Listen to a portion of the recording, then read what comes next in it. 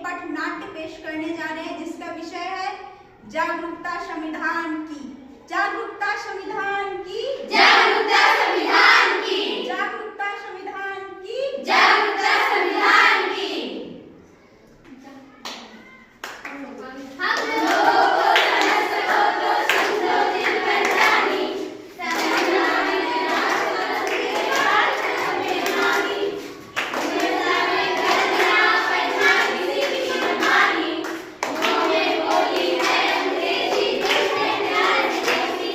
हम हैं हिंदुस्तानी, हम हैं हिंदुस्तानी, हम हैं हिंदुस्तानी, हम हैं हिंदुस्तानी।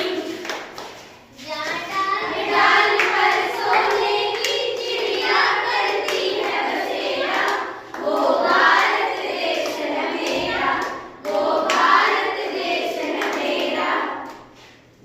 क्या आज 15 अगस्त है? नहीं। तो आज 26 जनवरी होगा? नहीं। तो आज झंडा लेकर क्यों घूम रहे हो? तुम्हें पता नहीं आज हमारे संविधान का जन्मदिन है? गौरव दिन है, गौरव दिन है। मैं प्रधानमंत्री का जन्मदिन सुनी थी, मुख्यमंत्री का जन्मदिन सुनी थी, सलमान खान और शाहरुख खान का भी जन्मदिन सुनी थी, पर ये संविधान का जन्मदिन क्या होता है? आखिर ये संविधान होता क्या है? जिस तरह हम सब इतनी सामान्य और आजादी की जिंदगी जी रहे हैं, वह सब किसकी वजह से हुआ? संविधान